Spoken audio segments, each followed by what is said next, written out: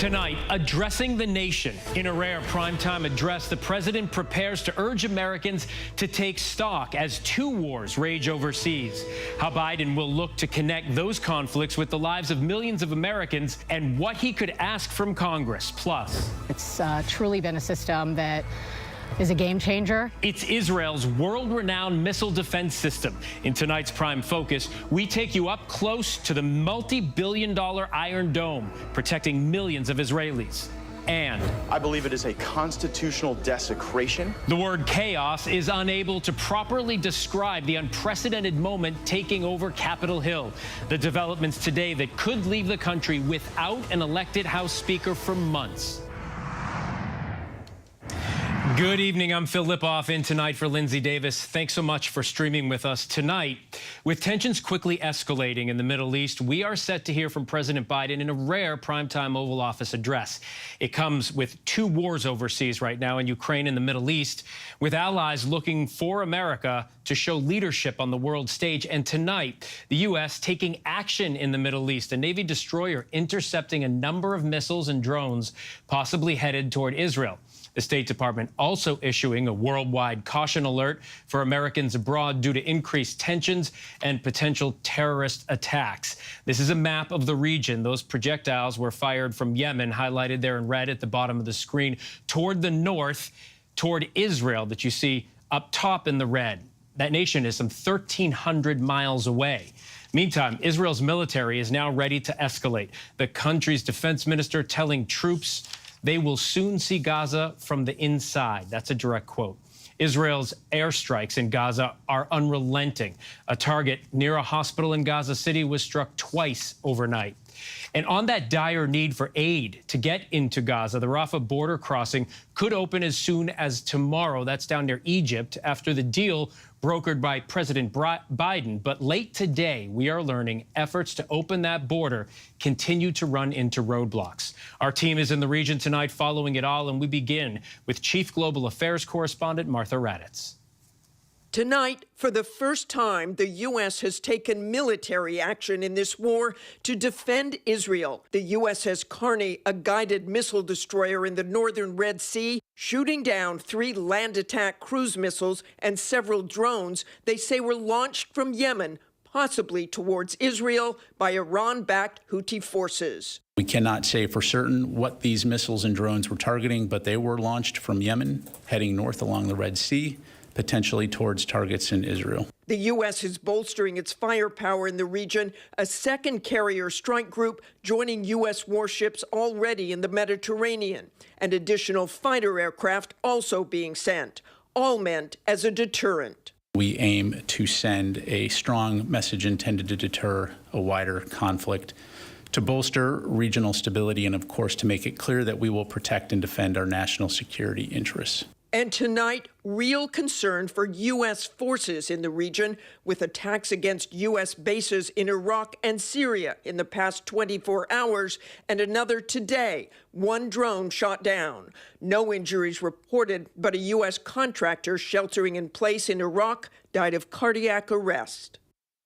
And Martha joins me now from Tel Aviv. Martha, the U.S. hopes, obviously, this intercept is a deterrent, but what's the risk of all of this actually further inflaming the region? Phil, this is a troubling sign to say the least, but a senior official telling me tonight that the hope is that this use of force will only bolster the show of force and solidify the deterrence. Phil? All right, Martha Raddatz. Martha, thank you. President Biden is set to speak to the nation at this extraordinary moment. 2 wars, Ukraine and Russia, and now Israel and Hamas. The president is set to make the case that supporting U.S. allies helps make Americans safe. But he's also going to have to ask Congress for money to do that. A Congress, as you know, without a Speaker of the House. So let's get right to Mary Bruce at the White House. And Mary, what more are you learning tonight about what the president will say? Well, Phil, the president, I'm told, is going to outline what is at stake in the wars in Ukraine and in the Middle East. He is going to outline why these fights matter to Americans, why Americans should care, and he's going to argue that it is in our national security interest for the U.S. to continue supporting our allies in these fights. We have learned that he is going to be asking Congress for roughly $100 billion in foreign aid, including roughly $60 billion for Ukraine and $10 billion for Israel. But as you know, that is a tall order right now and something he's not likely to get, at least not very soon, given the fact that the House is still at a standstill without a speaker. Now, this rare Oval Office address, of course, comes just 24 hours after the president's trip to Israel. We're told he also spoke on the phone today with Ukrainian President Zelensky. And Phil, I'm told you can expect these remarks to also be heartfelt. The president is keenly aware that so many people are really suffering, that recent events have been incredibly painful for so many Americans. And so he will address that as well. These are remarks that I'm told the president has been really involved personally in crafting, that he worked on these remarks while he was on the plane yesterday, making his way back here to the White House, and that he has been tweaking them late into the day, Phil. All right, Mary Bruce from the White House. Mary, thank you. Thank you. Israel is signaling its ground war into Gaza may be imminent. The Israeli defense minister going as far as telling troops they will soon see Gaza, quote, from the inside. ABC's chief foreign correspondent Ian Pannell on what's expected and what we know so far. Tonight, Israel's defense minister promising his troops they'll soon see Gaza from the inside, suggesting a ground offensive may be imminent. Satellite images show hundreds of Israeli tanks and armored vehicles amassed north of Gaza, along with hundreds of thousands of troops. And inside Gaza, the aerial onslaught has been relentless.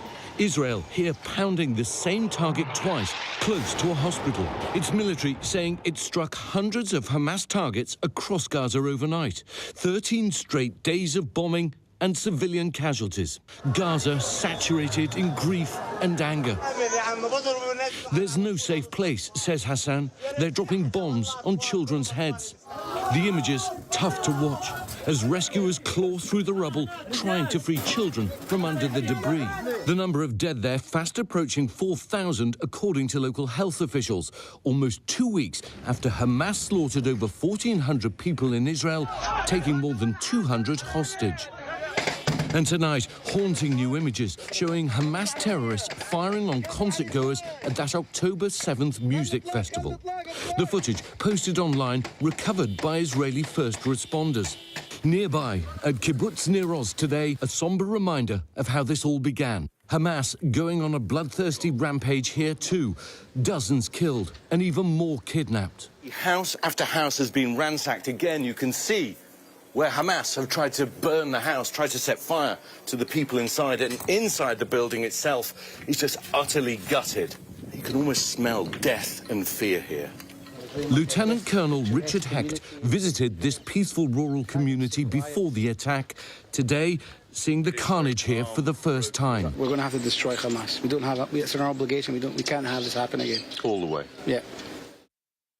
And Ian joins us now from Tel Aviv. Ian, has there been any movement on getting that aid into Gaza?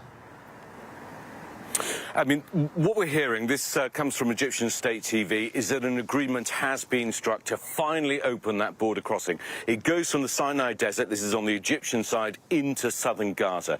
We understand there are about 20 trucks or so gathered there. They contain food, medicine, water, things that are now in dire shortage inside Gaza. Now, the United Nations is saying that 20 isn't enough. They need at least 100 trucks a day. But even so, if there is this breakthrough, that will provide at least a little relief and send a positive signal. One other thing, though, there are also significant numbers of foreign nationals in Gaza who've been trapped inside there by the bombing, at least 500 American passport holders.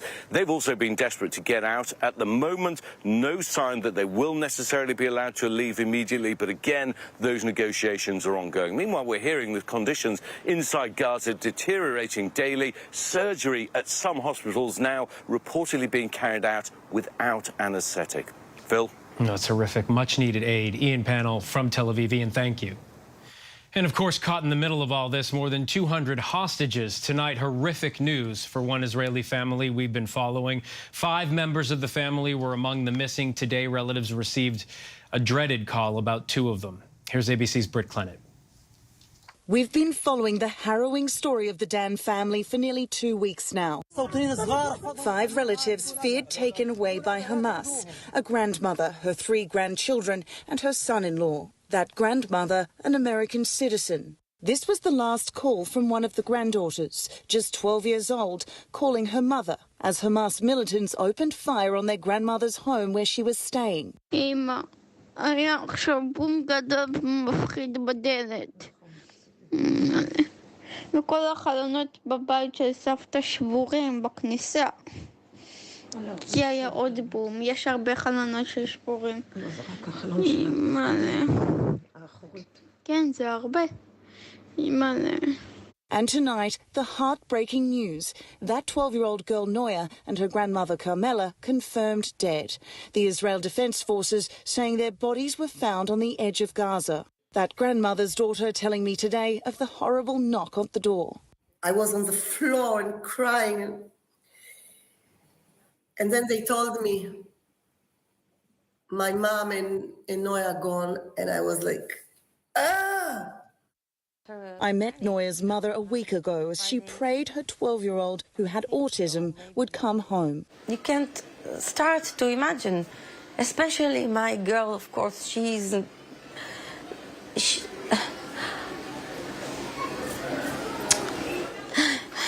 I'm so sorry. Tonight, that mother now preparing to bury her 12-year-old, while her sister waits for word on her own 2 children. I don't have even a time to grave, to feel my pain. I don't have time. I can't even stop for a minute and to grave of them. If this happened to my mom and my niece, I don't know what's going to happen to my children. And Britt joins us now. Britt, what are Israeli officials now saying about the effort to get those hostages released? Well, look, what we do know that there's a lot of stuff happening behind the scenes and that partners in the region are working together. And the American government, they say that they're doing everything they can to get the American hostages home. What we do know, though, is like Noya, the IDF said that there are 30 children among the hostages held in Gaza, saying that in negotiations, the priority will be women, children and the sick. Phil. All right, Britt Clennet, thanks so much. And while America watches the deepening conflict between Israel and Hamas, the war in Ukraine continues to rage. Russia appears to have renewed its offensive. President Biden now tasked with addressing the nation, making the case for why the U.S. needs to stand with both Israel and Ukraine. ABC's Patrick Reevell in Kyiv tonight. Hi, Phil. President Biden's Oval Office address tonight will be closely watched here in Kyiv. With the world's attention pulled to Israel and a new Russian offensive here, there is deepening anxiety in Ukraine over U.S. support and concerns whether Congress will find a way to pass more military aid. People here feel the shift in attention in the U.S. and they're worried. I spoke today to a former Ukrainian defense minister, Andriy Zakharodnyuk, and he told me he had a simple hope for President Biden's speech, that it would remind U.S. politicians why America first supported Ukraine, the sense of horror at what Russia was doing to Ukrainians, but also that it's in the U.S.'s strategic interest. A Russian victory would weaken the democratic world order and threaten Europe. And he said none of that has changed. If US aid did dry up, Ukrainian officials say Ukraine could face shortages of key ammunition within months. Russian forces are on the offensive again in eastern Ukraine right now, and it underlines the Kremlin's determination. The scenario where Ukraine is left badly damaged, partly occupied, and at risk of slowly being suffocated by Putin has not gone away. And the war can quickly turn into something that looks a lot more like a victory for Vladimir Putin. Phil. Patrick Reevell in Kyiv, Ukraine tonight for us. Patrick, thank you. Let's bring in now ABC's Jay O'Brien, who's on Capitol Hill.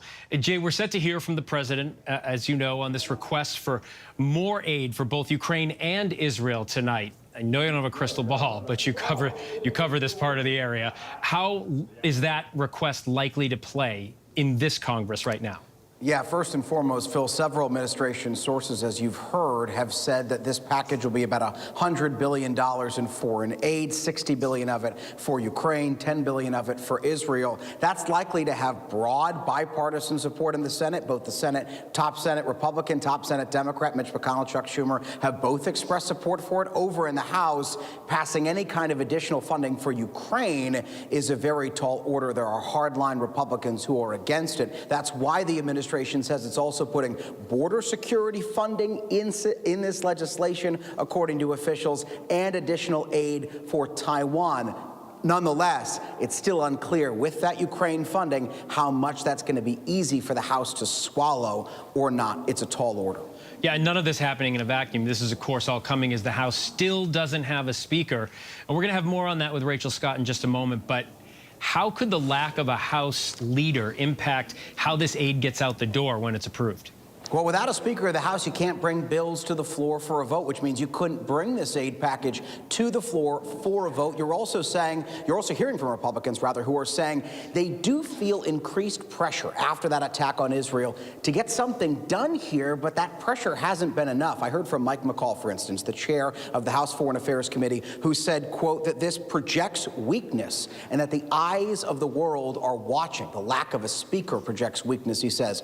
But Phil, he said that to me 9 days ago, and the House is nowhere near closer to picking a speaker than when he said those words. That is amazing to think about. Jay O'Brien on Capitol Hill. Jay, thank you. So a world in disarray as the U.S. entered day 16, as Jay points out, without a House Speaker. Republican nominee Jim Jordan, who has already lost 2 rounds of votes, will be pushing for a third, but the timeline is unclear right now. All of this after Jordan's backup plan spiraled into a shouting match. Senior congressional correspondent Rachel Scott with the chaos in Congress. Jim Jordan tonight emerging from a tense meeting with Republicans, saying he's going to take his bid for Speaker back to the floor. I'm still running for Speaker, and I plan to go to the floor and get the votes and win this race. The about phase coming after Jordan's other plan failed. He pitched giving the temporary Speaker, Congressman Patrick McHenry, more power to buy himself time to change people's minds. 3 hours of talks broke down into a screaming match. I'm opposed to it, and a lot of us feel the same way. Oh, hell no. No. Hades, no. It all comes down to whether Jordan can convince more than a dozen Republican holdouts to support him. It sounds like it got pretty heated in there. Well, not with me. But a pressure campaign to make the holdouts flip has backfired. Some getting death threats, but telling me it strengthens their resolve. It's noise, it's nonsense, it shouldn't be accepted, and it's not going to deter me. Jordan not deterred either. If you don't get assurances from any of those holdouts, will you stay in still?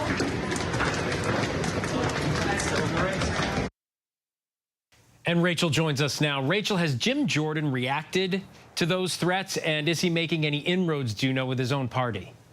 Phil, I had a chance to ask Congressman Jim Jordan whether or not these threats against his colleagues are acceptable. He said absolutely not, that they are wrong, and he's calling for them to stop. But right now, the math does not appear to change. He tried to get all of those holdouts in one room tonight. Some skipped the meeting entirely, others left unmoved. Now he says that he's calling for his conference to come together, but it's unclear when the House will vote again, Phil. All right, Rachel Scott from Capitol Hill. Rachel, thank you. Now to former President Trump and a surprise turn in the Georgia election interference case. One of the co-defendants and one-time Trump lawyer has taken a plea deal. Sidney Powell pleading guilty and agreeing to cooperate with prosecutors. Here's ABC's senior investigative reporter Aaron Kotersky.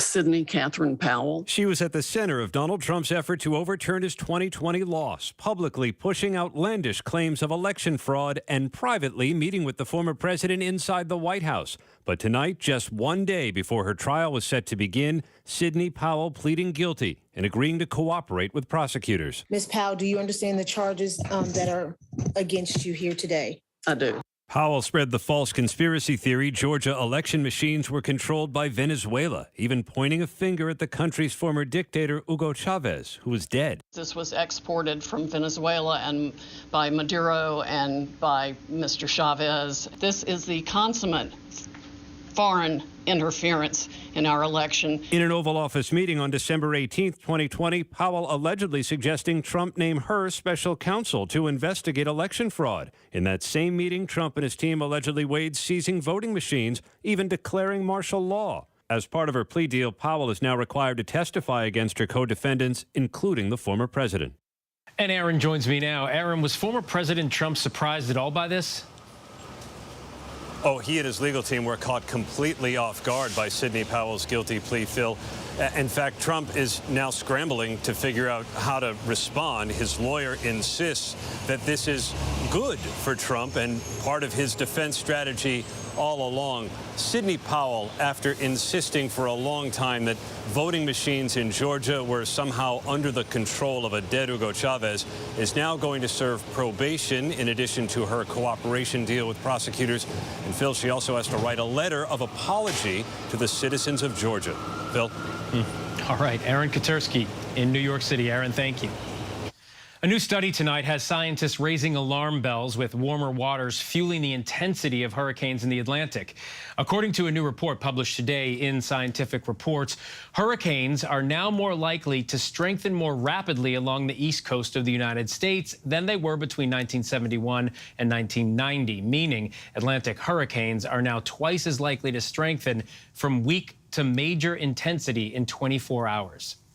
Applications for U.S. unemployment benefits fell to their lowest level in 8 months last week, despite elevated interest rates.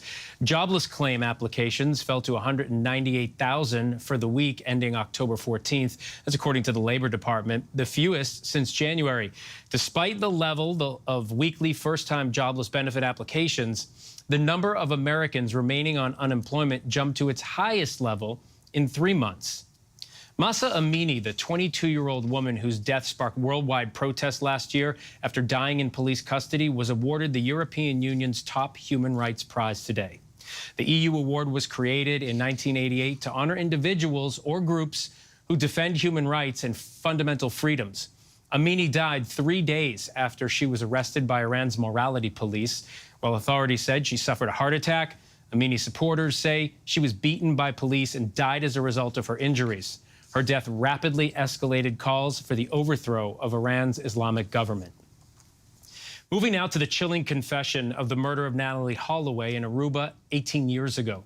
Joran van der Sloot revealed to prosecutors why and how he took Holloway's life as he pleaded guilty to extorting Holloway's mother. And a warning, the audio of van der Sloot's confession may be difficult for many to hear. Here's ABC's Ariel Reshef. Tonight, for the first time, that chilling confession. Joran van der Sloot, in his own words, revealing how and why he murdered Alabama teen Natalie Holloway nearly 2 decades ago. I'm scared. I don't know what to do, and I decide to take her and to put her into the ocean. Natalie vanished during a class trip to Aruba, last seen leaving a bar with van der Sloot. He now says they kissed on a beach, but when he made further advances, Natalie fought back. I kick her extremely hard in the face. Yeah, she's laying down unconscious, possibly even dead, but definitely unconscious. He then bludgeoned her with a cinder block. I walk up to about my knees into the ocean, and I push her off into the sea. And after that, I get out, I walk home. That bombshell new recording is part of van der Sloot's guilty plea for extortion and wire fraud, targeting Natalie's own mother after he demanded $250,000 in exchange for information about what happened to her daughter. Phil, that confession cannot be used against van der Sloot in any future investigation here in the U.S. He will now be sent back to Peru, where he's in the middle of serving a 28-year sentence for the murder of another woman. Phil? All right, Ariel, thank you. Still much more to get to here on Prime. New York officials are going after more cryptocurrency companies. Who's in trouble now and what are they accused of? But next, you've probably heard a lot about Israel's Iron Dome defense system, but what exactly is it and how does it work? We went to Israel's northern border to find out and to talk to the people living under its protection. You know there was an attack down the road and yet you're here? Yeah. You're not leaving? No, we're not leaving.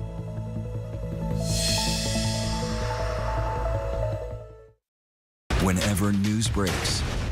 The crush of families here in Poland. Here in Kentucky, no match for the tornado. From Monterey Park, California, on the ground in Ukraine. Reporting from Uvalde, Texas. ABC News Live is right there everywhere. From the scene of that deadly missile strike in Dnipro, Ukraine. Reporting from the earthquake in Turkey. from Charleston, South Carolina on the 2024 campaign trail. From Kathmandu, Nepal. In Truckee, California, covering record snowfall. Traveling with the president in Mexico City. Wherever the story.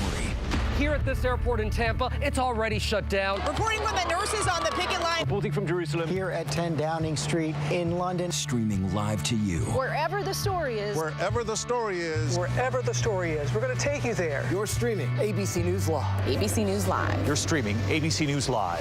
ABC News Live. Streaming free everywhere. America's #1 streaming news.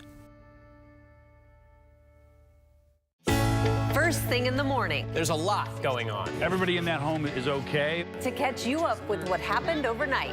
We are here at fashion's biggest night out. What's happening today? YouTube has unveiled a new set of policies. What people are talking about. The new ad campaign. Fast, straightforward. With some fun in between. A real-life Barbie dream house. A name change for the Wienermobile. First thing in the morning. America This Morning. America's #1 early morning news. On ABC News Live. All right, here we go. You ready? Let's do it. Yes, it's the show America wants and America needs right now. This is What Would You Do? Let's go. How are you? Yes. So what will you be watching Saturdays on ABC News Live? What would you do? Hey, I guess I just found out. The What Would You Do Marathon, 2 to 6 Eastern, every Saturday on ABC News Live. My favorite show.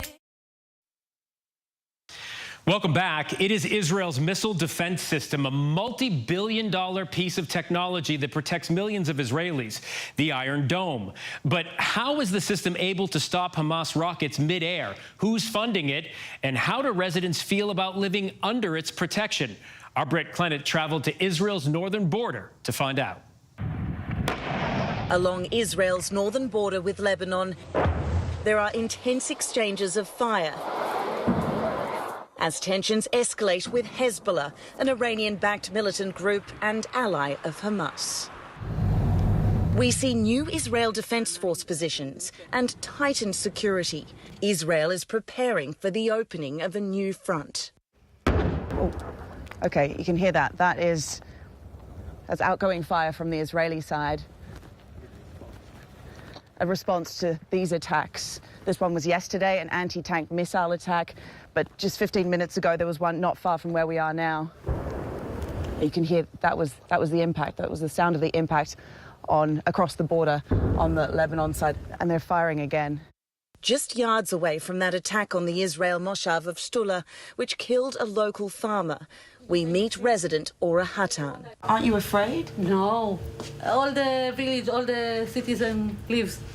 Everyone's left? Most of them, yes. Most of the people them, here yes. left. And I'm not afraid. Was that outgoing? That's impact. So that's impact from Israeli fire.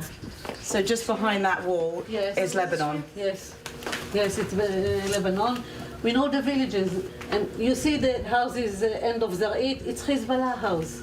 Ora unflinching. She's staying put with her 10-year-old son. I think that once that all we have finished with Hezbollah.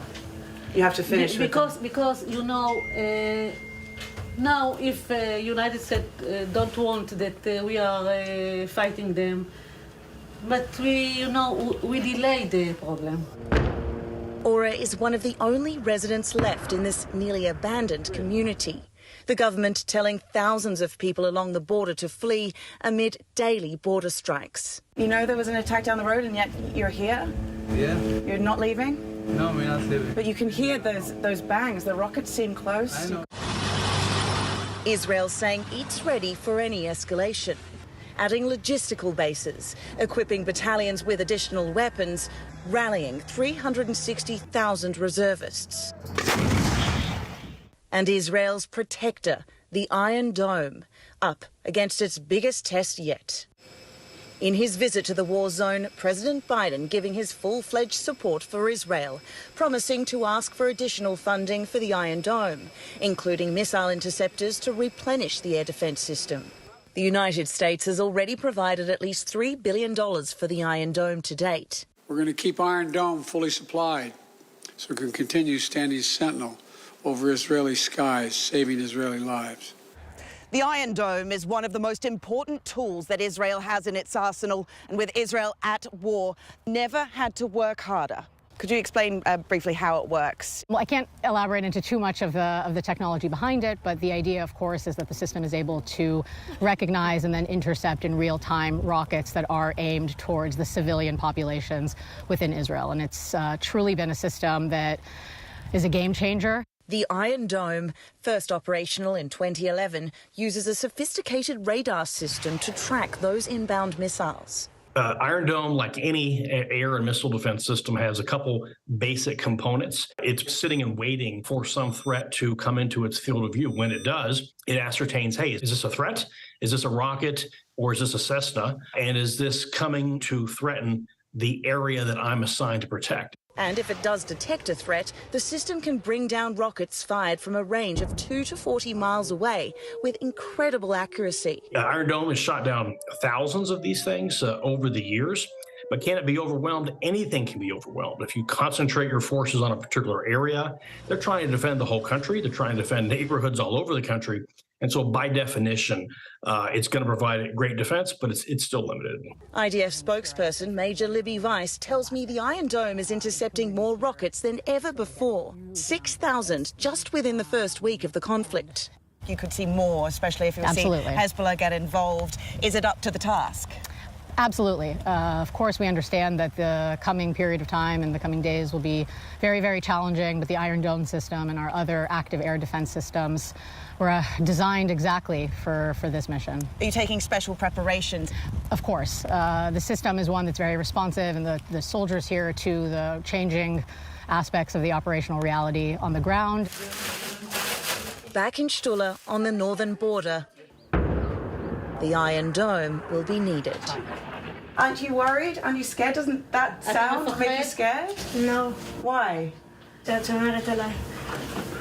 I'm protecting him. Oh, because you're protecting him, of course. But I don't have gun, nothing, only, only good words, only love, yes. Love and warm, yes. Our thanks to Britt for that. Still much more to get to here. Coming up, new developments in the case of the man accused of killing rapper Tupac Shakur, why a key court date is now being delayed again. But next, President Biden addressing the nation from the Oval Office. We're going to take a look at presidential primetime addresses by the numbers.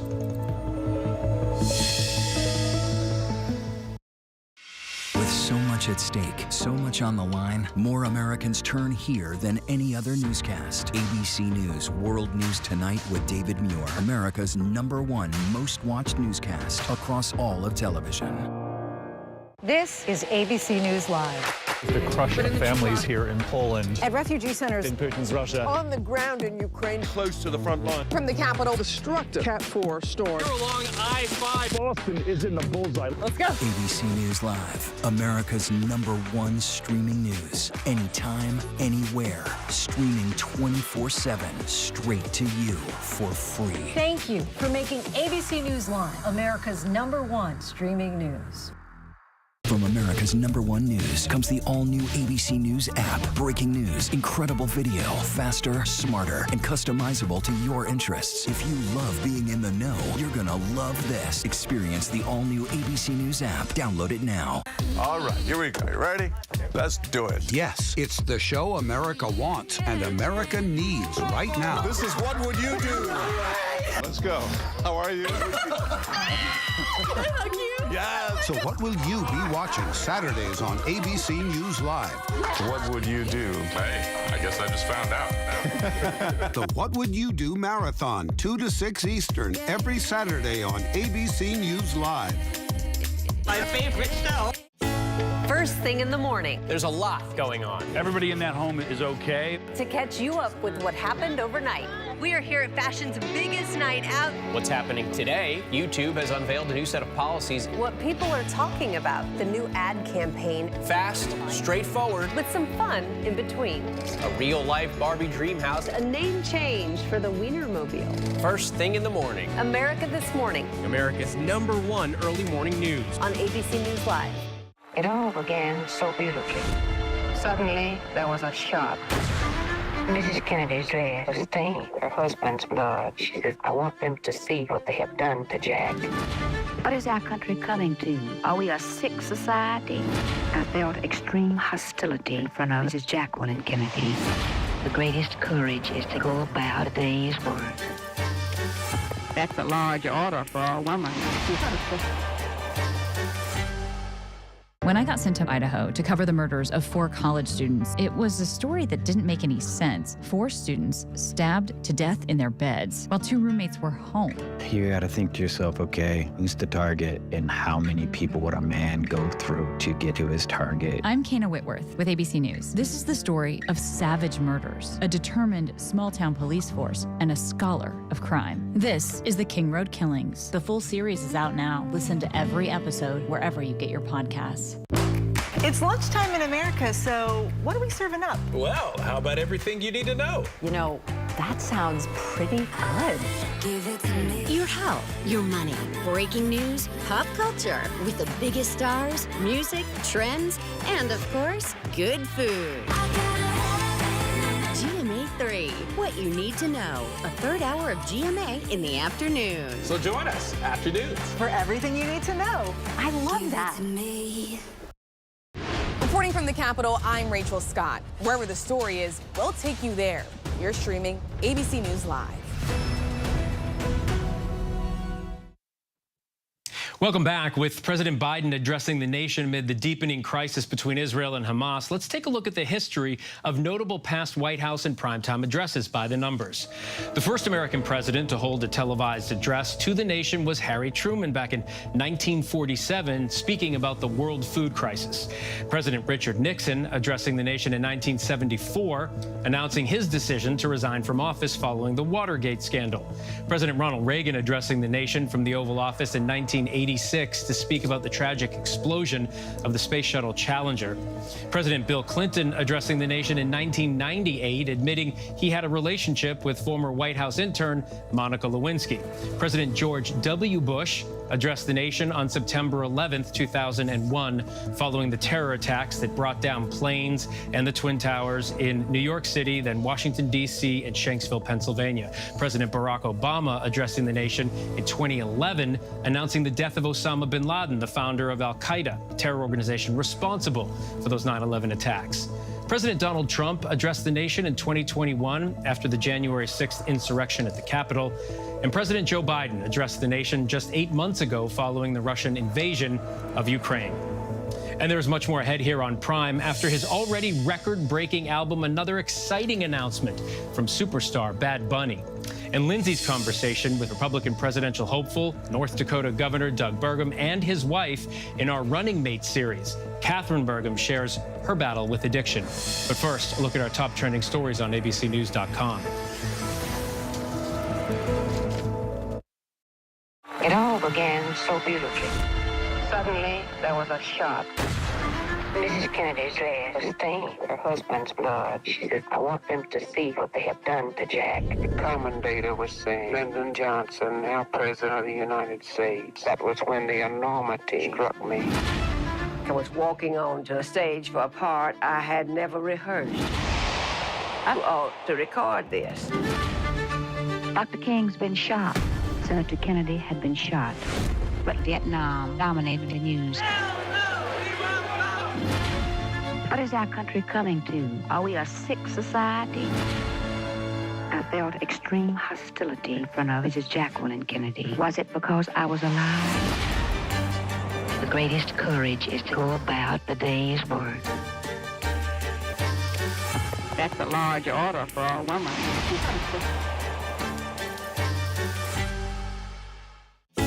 First thing in the morning. There's a lot going on. Everybody in that home is okay. To catch you up with what happened overnight. We are here at fashion's biggest night out. What's happening today? YouTube has unveiled a new set of policies. What people are talking about. The new ad campaign. Fast, straightforward. With some fun in between. A real-life Barbie dream house. A name change for the Wienermobile. First thing in the morning. America This Morning. America's #1 early morning news. On ABC News Live. This is ABC News Live.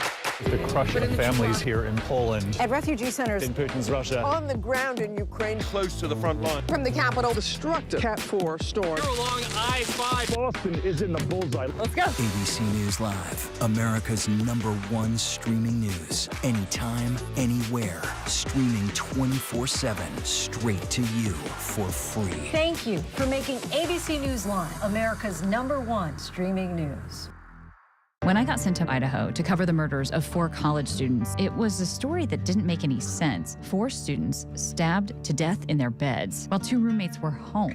You gotta think to yourself, okay, who's the target and how many people would a man go through to get to his target? I'm Kana Whitworth with ABC News. This is the story of savage murders, a determined small-town police force, and a scholar of crime. This is the King Road Killings. The full series is out now. Listen to every episode wherever you get your podcasts. Get ready, America, every Friday. The hottest trends, styles, and must-have. What's the right stuff to buy right now? I really love that. It's time to buy the right stuff. Yes! And save big time, too. The right stuff. Fridays on GMA. You're going to love it.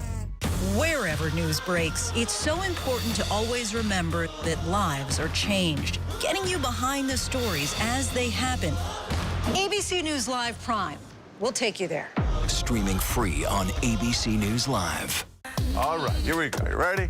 Let's do it. Yes, it's the show America wants and America needs right now. This is What Would You Do? Let's go. How are you? Yes. So what will you be watching Saturdays on ABC News Live? What would you do? Hey, I guess I just found out. The What Would You Do Marathon, 2 to 6 Eastern, every Saturday on ABC News Live. My favorite show.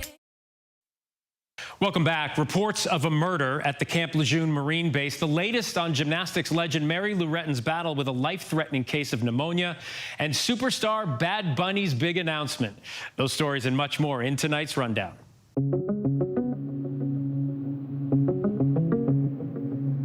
New York's Attorney General taking aim at 3 cryptocurrency companies. The lawsuit alleges the CEOs of Genesis and its parent, DCG, defrauded investors and the public in their efforts to conceal over $1 billion worth of losses. The suit also named a company called Gemini, which allegedly partnered with Genesis on an investment program and promoted it as a low-risk investment, but knew Genesis was on risky financial footing. The lawsuit seeks to stop these companies from buying or selling securities in New York, along with providing restitution. Gemini and DCG both deny the allegations. Genesis filed for bankruptcy earlier this year and has yet to comment.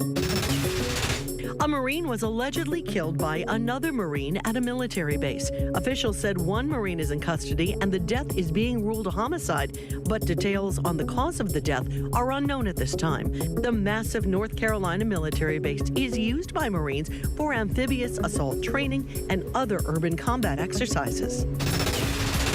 The arraignment for the murder of hip-hop legend Tupac Shakur was delayed again. Dwayne Davis was arrested last month in connection with the 1996 drive-by shooting in Las Vegas that killed Shakur at age 25. In court, Davis's attorney said he wasn't sure if he was going to represent the suspect going forward and needed more time. Police said the shooting occurred after a brawl between rival Southern California gangs at a nearby casino on the Strip. Authorities say Davis may not have pulled the trigger, but allegedly provided the gun used in the shooting. Officials say Davis is the only suspect in connection to the homicide. Former Team USA Olympian Mary Lou Retton suffered, quote, a scary setback, according to her daughter. Retton is 55 years old. She went to the hospital after contracting a rare form of pneumonia. The daughter says her mom is recovering but still in the hospital. Retton became a gymnastics star after her 1984 Los Angeles Olympics gold medal performance. Her cultural popularity continued into the late 80s and 90s with cameos on Baywatch and the movie Scrooged. Mary Lou Retton officially retired from competitive gymnastics in 1986. University of Michigan football team is in trouble after the NCAA said it's investigating reports that team is stealing play signals before the play starts. There are no specific rules against stealing from opposing team signals, but the NCAA does prohibit unsportsmanlike conduct. The undefeated Wolverines are set to play regional rivals Michigan State Saturday. Bad Bunny, the international Latin music superstar, says he will return to the United States in 2024. The Puerto Rican is known as the king of Latin trap. He'll begin his coast-to-coast tour February in Salt Lake City, then on to California, Colorado, and New York City, before wrapping the tour in Miami in May. 29-year-old set a Spotify record last year, charting over 18.5 billion streams. Next tonight to our series Running Mates, where we get to know what some call the better half of presidential candidates. We'll let you be the judge of that. We got to know who is Doug Burgum earlier this week, and tonight we get to know his wife, Catherine. She's opening up about her struggles with addiction and what type of first lady she would be. Catherine, do you remember the moment that you thought, I want to marry this man? We were together a long time before we decided to get married. I'd been married, he'd been married, and we sort of thought maybe we would try a relationship without marriage because that didn't work so well for us. But then there was a point in time, actually at a barn with our horses, where he completely surprised me and proposed, and so it was easy to say yes. What made you fall in love with him, and what aspect of him do you feel that if they were to know him, they'd also fall in love?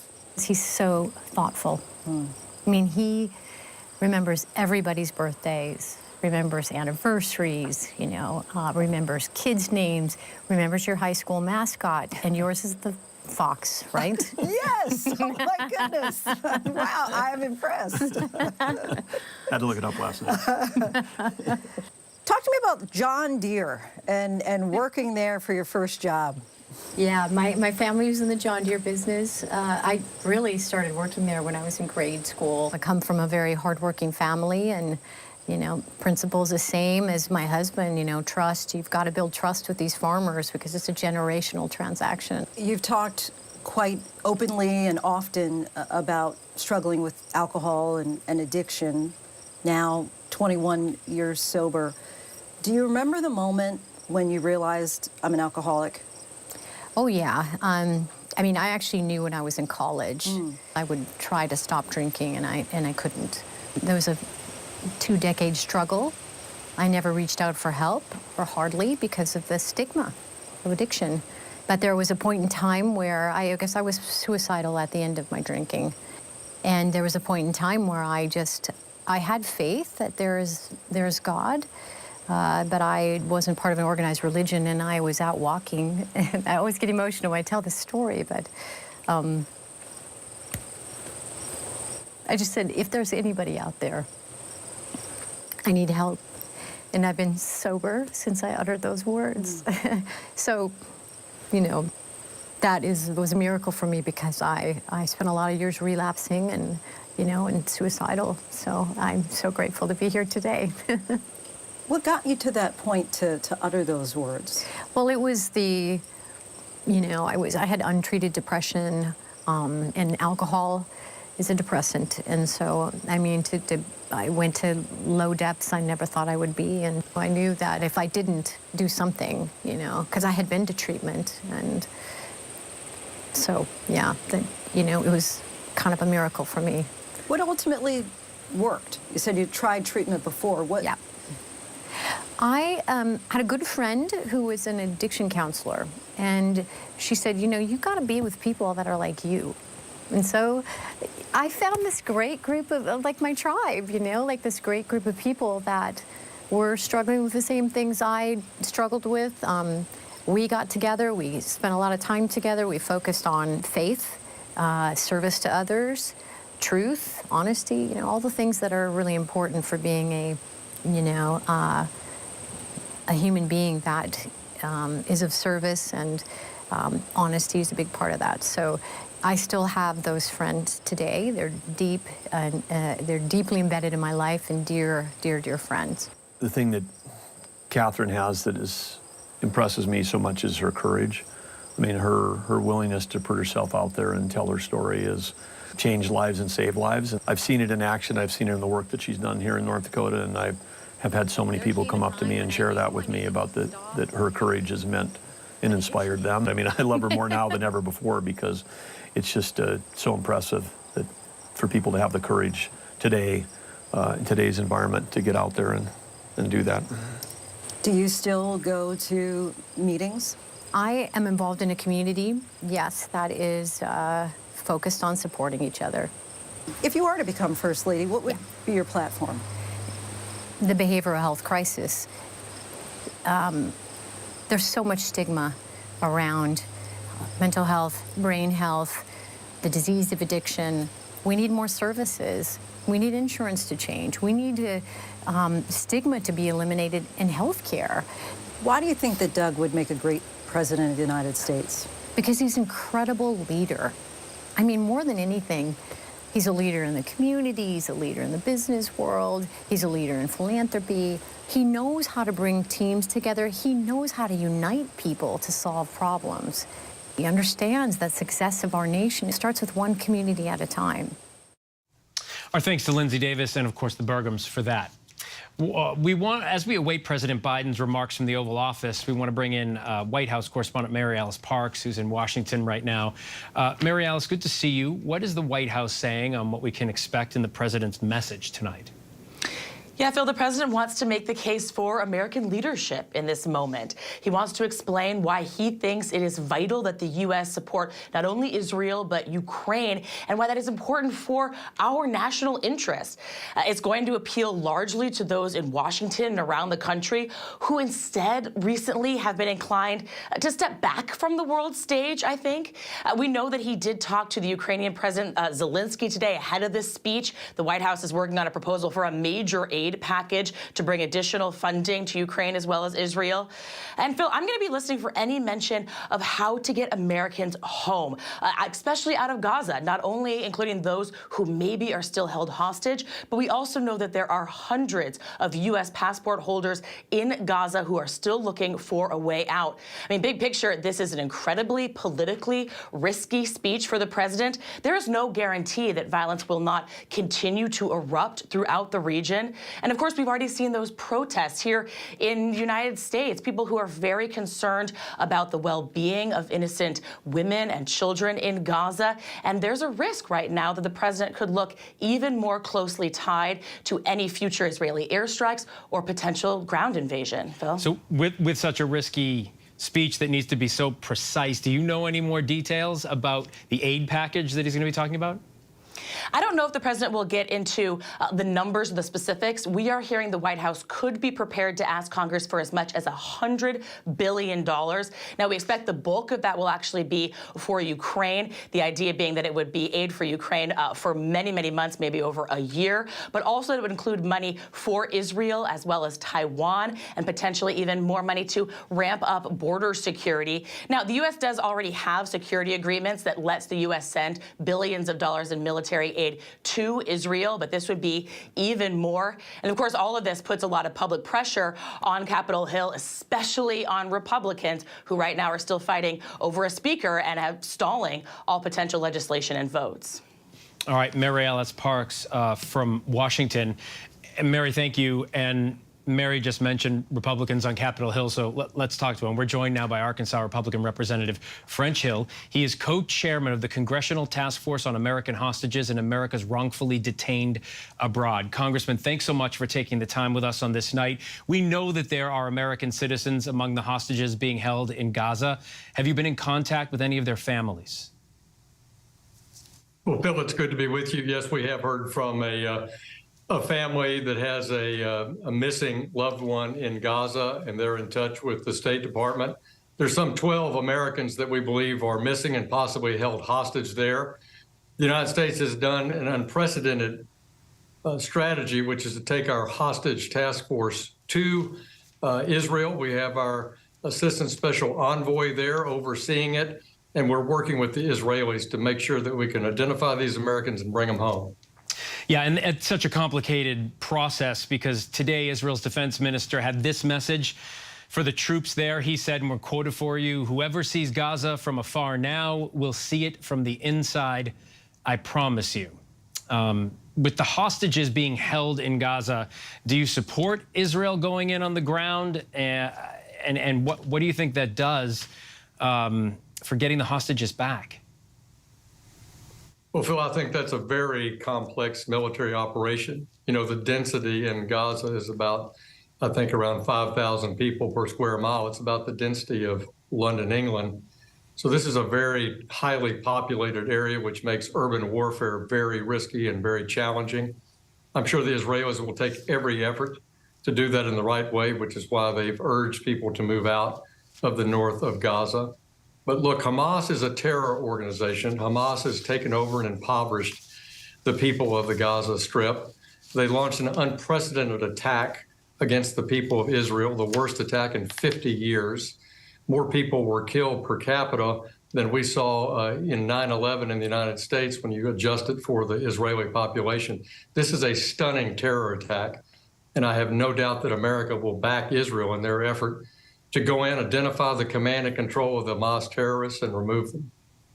So President Biden is expected to request congressional support for funding to Israel and Ukraine in his address in just a few minutes. With the House leadership still unresolved, will you be in a position to respond to any kind of request the president makes? I believe that we will. We'll work with the Senate, we'll work with our colleagues, and we'll find the path to first analyze the president's request, compare it to the things that we've already approved in the House previously. And we'll do that in the right way and find a way to support both the effort to eject Putin from Ukraine and defend Israel from this terrorist attack.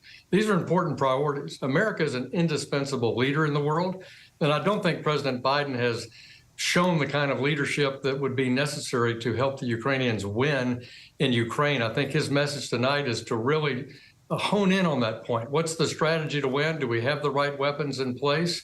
Are we doing what we need? Because the Europeans have matched the Americans dollar for dollar, and in some cases in the humanitarian space, given far more housing, including 4 million Ukrainians. So we need to know that we need to stand by our allies and defeat Putin. And by doing that, we're also defeating, in my view, Iran, which is the lead supporter of Hamas, the lead supporter of Assad in Syria, and the drone manufacturer for the Russians. So these are linked conflicts. It's been reported that the president may ask for somewhere in the ballpark of $100 billion. If that comes before the House, will you vote in favor of the president's requested spending for Israel and Ukraine? Well, I've certainly supported the work that we've done to help the Ukrainians defeat Putin and eject them. And I'll look at the request. We have absolutely no information about the president's supplemental request. And just 2 weeks ago, we approved $3.3 billion for Israel for foreign military financing, and $500 million for the U.S.-Israeli Defense Pact was overwhelmingly passed by Republican votes. And we've approved Ukrainian funding in the past as well. I think what the House wants to see is what's the strategy for victory in Ukraine? What's the best way for the Ukrainians to achieve that victory? And how do we partner with not only Europe, but freedom-loving nations around the world to make sure they have the resources to do that and have transparency about where that funding is, how it's used and how it's accounted for. And in Israel, as I say, the House is in lockstep. We will support the people of Israel as they fight back against this terror attack. All right, and just because we have you and you were part of the caucus, I've got to ask you right before we go. I see the smile on your face. You knew it was coming. Jim Jordan doesn't have the votes. He didn't have the votes once. He didn't have the votes twice. If he can't get the votes, do you have any other names of someone you would support? Well, Phil, I think the conference will decide that. If Mr. Jordan decides to withdraw his candidacy for Speaker, I believe our conference will get together and go in a different direction and look for additional candidates. In the meantime, we're ably overseen in our efforts in the House by the Speaker Pro Tem, Patrick McHenry of North Carolina. All right, Arkansas Representative French Hill, really do appreciate the conversation tonight. Thank you, and good luck with getting the American hostages home. All right, let's turn back to ABC's Jay O'Brien on Capitol Hill. Jay, let's stay on the Speaker's vote for a moment. Is there any sense that tomorrow's vote will have a different outcome for Jim Jordan? No, Phil, the reality is no. So Jim Jordan met behind closed doors tonight with the holdout votes. There are 22 Republicans who on the second ballot did not vote for Jim Jordan yesterday. And so some of those, by the way, some of those 22 holdouts, I've been told, they didn't show up to that meeting. They were meeting with other people while Jim Jordan was trying to meet with them. But there were some lawmakers that did show up, and every single one that emerged told me Jim Jordan didn't move their vote. I talked to Carlos Jimenez of Florida, who said that Jim Jordan did not move his needle at all. Then I talked to Mario Diaz-Balart, also of Florida. I asked him, did Jim Jordan say anything inside that meeting that would have turned him from a no vote essentially into a yes vote? He stopped in his tracks in the hallway. He looked at me and he said, come on. And that was his intonation. And his point was that Jim Jordan didn't move the needle with him at all. So nobody came out of that room saying that Jim Jordan had gotten them from a no vote into a yes vote. When Jordan walked out of that room, I asked him if there was going to be a vote tonight because there was some scuttlebutt. Even Jim Jordan himself had indicated that there would be a vote tonight. And he gave me this quizzical look. And his assessment was that there wasn't going to be a vote tonight. And certainly there isn't a vote tonight. We're bracing for this vote tomorrow morning around 10 o'clock. But the question becomes, what does tomorrow look like that was any different from the last vote that was taken on Tuesday? In fact, Phil, I've talked to some of the holdout votes and some Republican sources that are close to those conversations with the holdout votes who say their assessment is that their ranks might only grow in size between today and tomorrow. So you had 22 Republicans vote against Jordan on the second ballot on Tuesday. I've heard from some Republicans who expect that number could grow to as many as 30, meaning that Jordan not only hasn't moved any of the no votes into yeses, they've actually grown in size as he's consistently had ballots and had voting. All right, Jay O'Brien from Capitol Hill. Jay, thanks so much. Keep talking to all of the Republicans in the caucus because we definitely are looking for an answer. Now it's, I think, day 16 without a speaker. Jay O'Brien from Capitol Hill. Jay, thanks so much. Okay. We're set. We're waiting for the president right now. We're about 10 seconds away from it. It's a special report. We're going to go to David Muir in just a second for the president's speech. It's the White House lit up tonight in that color for breast cancer. David will be joined by members of our team. Martha Raddatz, I know, is going to join David from Israel. And now let's go to David and the president's speech. This is an ABC News special report, a presidential address to the nation. Now reporting, David Muir.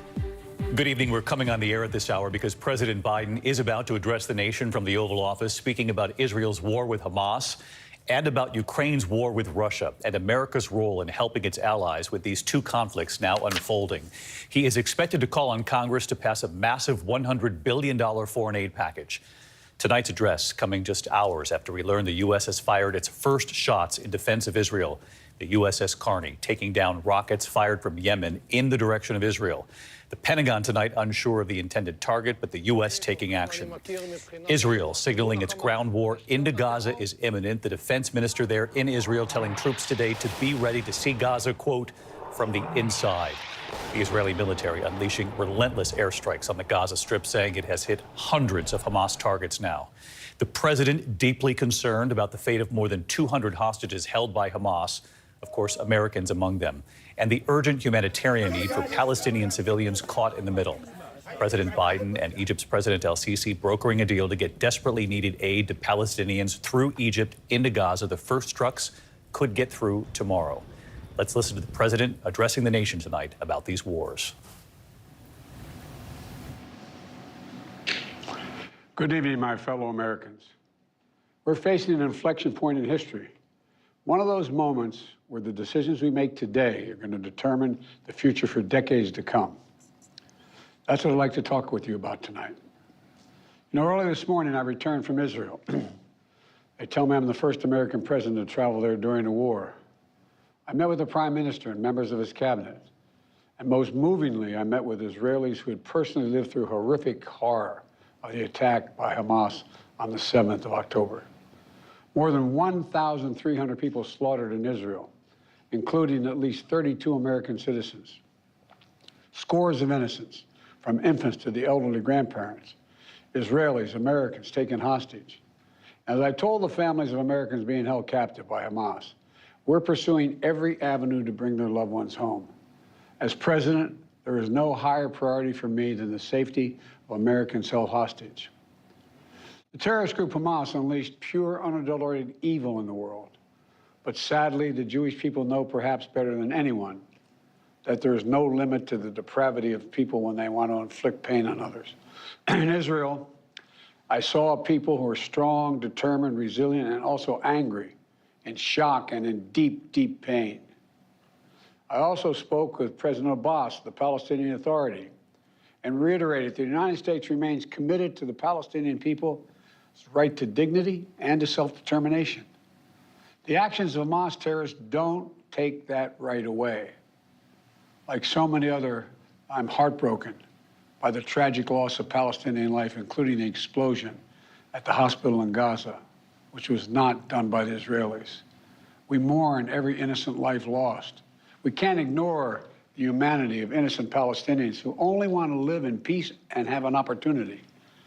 You know, the assault on Israel echoes nearly 20 months of war, tragedy, and brutality inflicted on the people of Ukraine, people that were very badly hurt since Putin launched his all-out invasion.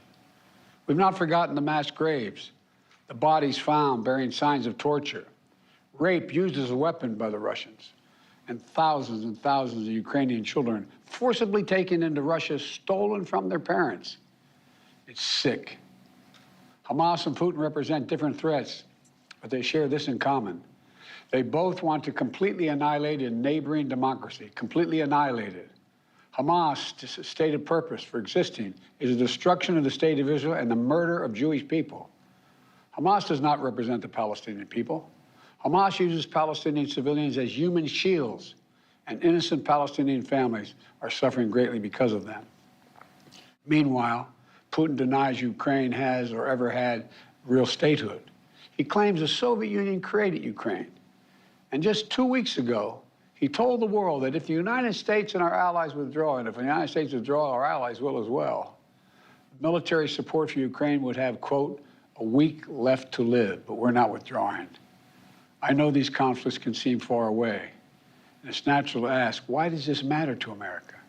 So let me share with you why making sure Israel and Ukraine succeed is vital for America's national security. You know, history has taught us that when terrorists don't pay a price for their terror, when dictators don't pay a price for their aggression, they cause more chaos and death and more destruction. They keep going, and the cost and the threats to America and the world keep rising. So if we don't stop Putin's appetite for power and control in Ukraine, he won't limit himself just to Ukraine. Putin's already threatened to remind, quote, remind Poland that their Western land was a gift from Russia. One of his top advisors, a former president of Russia, has called Estonia, Latvia, and Lithuania Russia's Baltic provinces. These are all NATO allies. For 75 years, NATO has kept peace in Europe and has been the cornerstone of American security. And if Putin attacks a NATO ally, we will defend every inch of NATO which the treaty requires and calls for. We'll have something that we do not seek. Make it clear, we do not seek. We do not seek to have American troops fighting in Russia or fighting against Russia. Beyond Europe, we know that our allies, and maybe most importantly our adversaries and competitors, are watching. They're watching our response in Ukraine as well. And if we walk away and let Putin erase Ukraine's independence, would-be aggressors around the world would be emboldened to try the same. The risk of conflict and chaos could spread in other parts of the world, in the Indo-Pacific, in the Middle East, especially in the Middle East.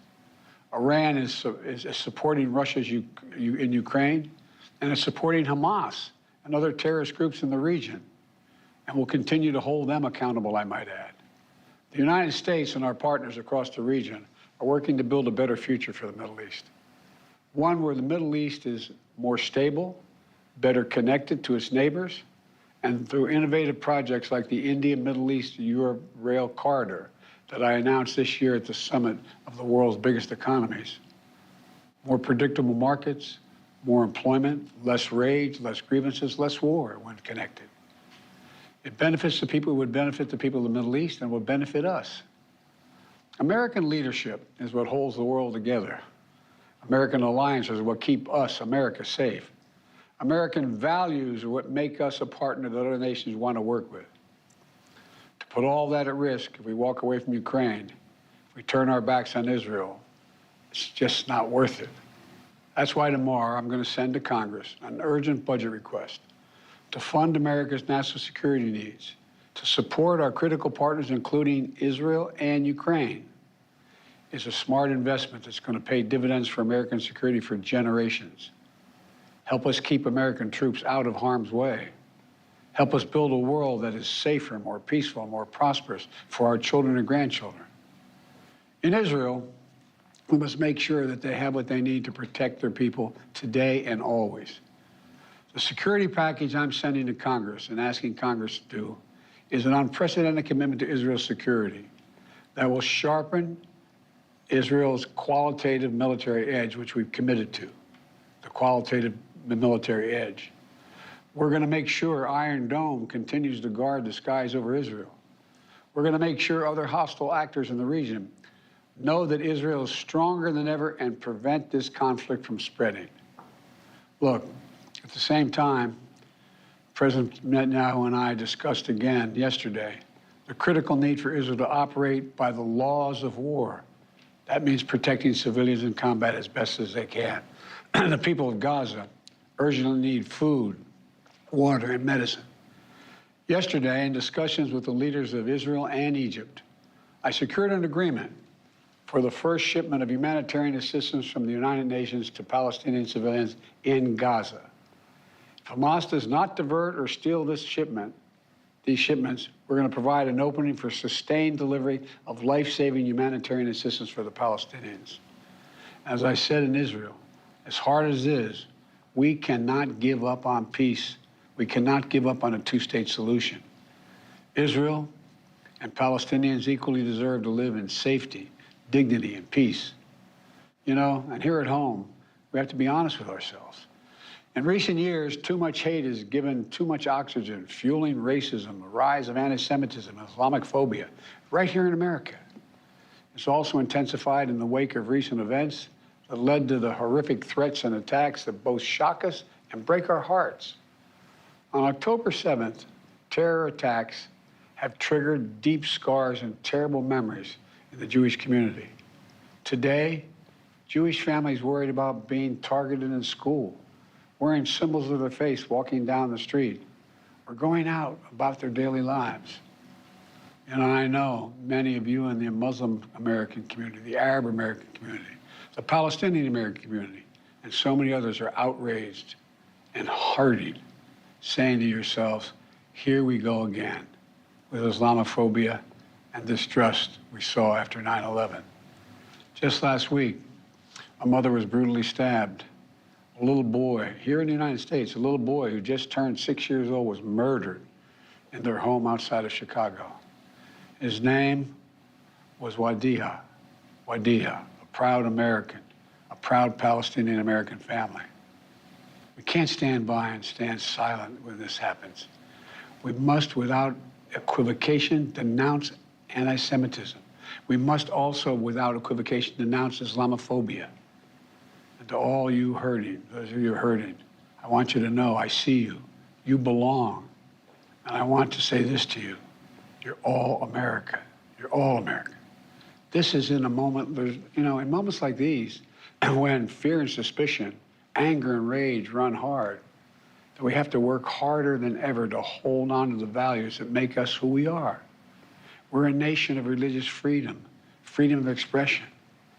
We all have a right to debate and disagree without fear of being targeted in schools or workplaces or in our communities. I must renounce violence and vitriol. See each other not as enemies, but as fellow Americans. When I was in Israel yesterday, I said that when America experienced the hell of 9/11, we felt enraged as well. While we sought and got justice, we made mistakes. So I cautioned the government of Israel not to be blinded by rage. And here in America, let us not forget who we are. We reject all forms of hate, whether against Muslim, Jews, or anyone. That's what great nations do. And we are a great nation.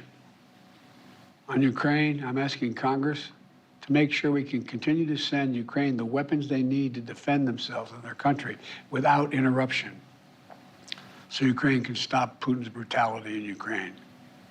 They are succeeding. When Putin invaded Ukraine, he thought he would take Kyiv and all of Ukraine in a matter of days. Well, over a year later, Putin has failed, and he continues to fail. Kyiv still stands because of the bravery of the Ukrainian people. Ukraine has regained more than 50% of the territory Russian troops once occupied, backed by U.S.-led coalition of more than 50 countries around the world, all doing its part to support Kyiv. What would happen if we walked away? We are the essential nation. Meanwhile, Putin has turned to Iran and North Korea to buy attack drones and ammunition to terrorize Ukrainian cities and people. From the outset, I've said, I will not send American troops to fight in Ukraine. All Ukraine is asking for is help for the weapons, munitions, the capacity, the capability to push invading Russian forces off their land, and the air defense systems to shoot down Russian missiles before they destroy Ukrainian cities. Let me be clear about something. We send Ukrainian equipment sitting in our stockpiles. And when we use the money allocated by Congress, we use it to replenish our own stores, our own stockpiles with new equipment. Equipment that defends America and is made in America. Patriot missiles for air defense batteries, made in Arizona. Artillery shells manufactured in 12 states across the country, in Pennsylvania, Ohio, Texas, and so much more. You know, just as in World War II, today patriotic American workers are building the arsenal of democracy and serving the cause of freedom. Let me close with this. Earlier this year, I boarded Air Force One for a secret flight to Poland. There I boarded a train with blacked out windows for a 10-hour ride each way to Kyiv, to stand with the people of Ukraine ahead of the one-year anniversary of their brave fight against Putin. I'm told I was the first American to enter a war zone not controlled by the United States military since President Lincoln. With me was just a small group of security personnel and a few advisors. But when I exited that train and met President Zelensky, I didn't feel alone. I was bringing with me the idea of America, the promise of America, to the people who are today fighting for the same things we fought for 250 years ago: freedom, independence, self-determination. And as I walked through Kyiv with President Zelensky, with air raid sirens sounding in the distance, I felt something I've always believed, more strongly than ever before. America is a beacon to the world. Still. Or as my friend Madeleine Albright said, the indispensable nation. Tonight, there are innocent people all over the world who hope because of us, who believe in a better life because of us, who are desperate not to be forgotten by us, and are waiting for us. But time is of the essence. I know we have our divisions at home. We have to get past them. We can't let petty, partisan, angry politics get in the way of our responsibilities as a great nation. We cannot and will not let terrorists like Hamas and tyrants like Putin win. I refuse to let that happen. In moments like these, we have to remember who we are. We are the United States of America. The United States of America. And there is nothing beyond our capacity if we do it together.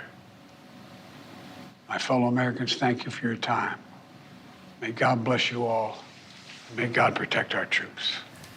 President Biden, a rare public address to the nation from the Oval Office at the White House, making the case that he will ask Congress for a significant foreign aid package, $100 billion, to help support Israel, and unprecedented help for Israel in their defense, and also to continue to support Ukraine. The president making the case that American leadership is what holds the world together, he said. American alliances are what keep us, America, safe, and American values are what make us a partner that other nations want to work with.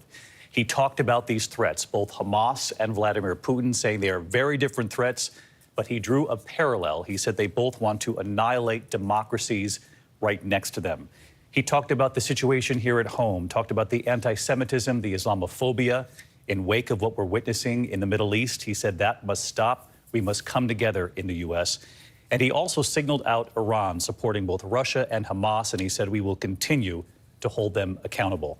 I want to bring in our Chief Global Affairs anchor, Martha Raddatz, live in Tel Aviv with me again tonight. And Martha, this is a significant needle he must thread with two major conflicts now playing out in the world. American leadership, he argues, is very important in this moment, and he's asking Congress to act. And he needs the support of Congress. He needs the support of the American people. He was very passionate in that speech, David. Remember, he was just here yesterday, flew straight home. I know he had a very long day yesterday, 8 hours on the ground here, talking to Israeli leaders, listening to them. But he really did divide his time this evening between the conflict in Israel and the conflict in Ukraine. He knows that the Ukrainians are nervous and anxious because the world's attention has now shifted to Israel. They are worried that they'll run out of ammunition. And we've also, David, seen the Russians take advantage of this. He really drove that home in the speech tonight, David. And Martha, you do have late reporting from a U.S. senior official about his meetings on the ground with Israel and his concern with this ground offensive that appears imminent.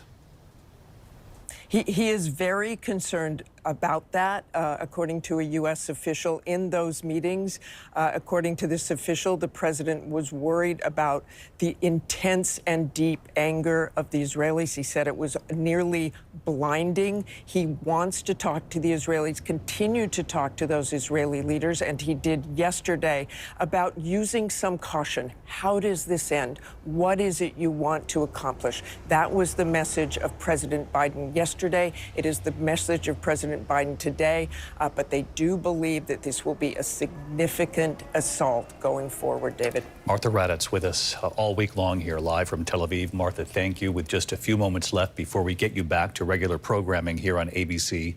One more question, and this one goes to our chief White House correspondent, Mary Bruce. Of course, we're watching what's happening on Capitol Hill, Mary. Still, they don't have a Speaker of the House. But the president will make this request of Congress, both the House and the Senate, a massive foreign aid bill. David, we are told it is roughly $100 billion, including $60 billion for Ukraine, roughly $10 billion for Israel, although we are told that number is fluid. It could be rising. This proposal could actually be making its way to Congress as soon as tonight. But as you mentioned, for now, it won't be going anywhere because the House remains at a standstill without a speaker. That means no legislation can get through, no work can get done. Now, there is support for this kind of funding from both parties, especially in the Senate. But of course, Congress has a lot of other pressing issues to get to, including preventing another government shutdown in just a few weeks. But David, this is why the president was arguing tonight that this isn't an issue about some conflicts in faraway places, that these fights, these wars, what we do next matters. It's an issue of U.S. national security, of global security, and beyond that, this is about what America stands for. The president arguing we stand up to terrorists and we always defend democracy in the face of autocracy, David. Mary Bruce, our chief White House correspondent. We should mention that behind Mary, the White House lit up in pink for breast cancer awareness. And of course, we can hear the voices, the people on all sides of this as we watch this unfold in the Middle East, making their voices heard just outside the White House grounds there. Mary Bruce with us live. Martha Raddatz with us live in Tel Aviv as well. Again, President Biden addressing the nation a short time ago, making the case for this $100 billion foreign aid package. He will ask Congress for that help, making the case that American leadership is needed now more than ever to help our allies. Of course, talking about Israel, unprecedented help for their Iron Dome and other defense capabilities, and continued help, he said, for Ukraine. And as I mentioned earlier, saying these two threats very different, Putin and Hamas, but one thing is similar, he said, they both want to destroy democracies that are their neighbors. I'm David Muir in New York. We continue with ABC programming here in just a moment. Good night. This has been a special report from ABC News. I want to thank David and the team for that. Now we're going to get some more political reaction to the president's speech. We are joined by Florida Representative Maria Salazar. Congresswoman, it's good to see you. Good to have you here. What is your initial reaction to the president's national address just now?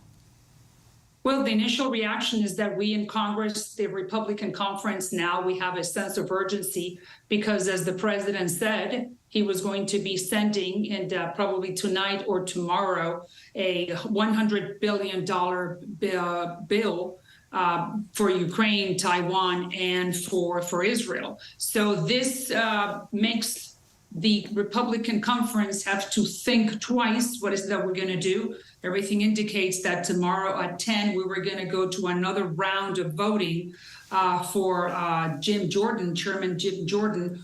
I'm not sure if he has been able to secure the votes that he needs in order to make it to 217, but apparently he is going to try once again for the third time.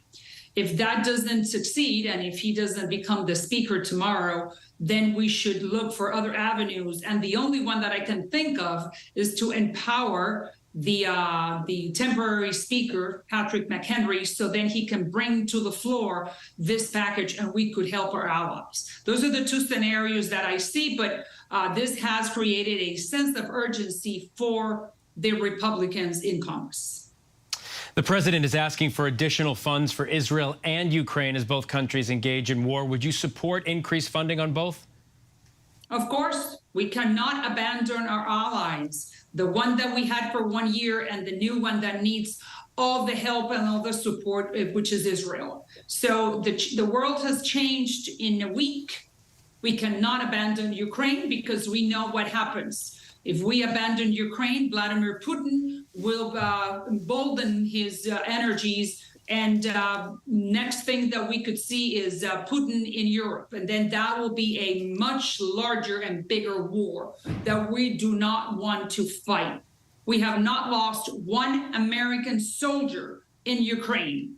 The Israelis are not asking for our troops. So the least thing we could do is send them the weaponry and the military equipment that they're asking for, and we will have done our job. And the $100 billion that the president is asking. These are very difficult times, and we have to step up to the plate and be up for the challenge. That's the least thing we could do. As you said, we're an indispensable nation.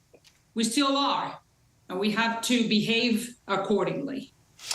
At the beginning of our conversation, you mentioned the vote for a speaker in the House. I'm wondering if you think your colleagues will back increased funding, or will the Biden administration, you think, have to come up with some sort of budget cuts to get the billions he wants for both countries? Well, that's a discussion that we need to have. And because this news just came up, I'm sure that we're going to be talking tonight as to if we agree with $100 billion. But we do know that we have to provide our allies the monies that they need. And I'm one of those members of Congress on the Republican side that we know that we need to put the money forth. So we will not have to. So this war will not escalate, specifically Ukraine. Israel is surrounded by very bad people. Hamas in Gaza, Hezbollah in the north. We have Syria, and as we know, Iran is behind all of this. We have to send a very strong message with money and with resources to Iran and saying, do not try to escalate this conflict because you are the one who's going to wind up in a bad place. But only the president and Congress can support that idea, that message. And it's time for us to start working together with the president to join forces and send that message to someone that wants to destroy Israel and the Western world, and not only specifically us, because that's something else that we need to keep in mind. These are not regional conflicts. This is part of a wider problem, which is that Iran and all those, China, Russia, North Korea, and Iran, they just want to destroy the West, the way we live, and the values that we live by. You recently co-sponsored a bill looking to give Israel an additional $2 billion for the Iron Dome defense system. That's on top of the $3 billion already given for the Iron Dome system from the U.S. What do you say to those who say this humanitarian crisis in Gaza deserves the same level of attention? Well, look, I've always said that the Palestinians are as victims of Hamas as the Israelis are. We know that Hamas invaded or penetrated Gaza in 2007, and from that moment on, they have not allowed for the Gazians or the Palestinians who live in that strip to really be free to determine who they want to be governed by. Hamas is a tyranny, is a dictatorship. And the Palestinians are the women and children who are trying to escape and not be part of this Hamas world. They're victims.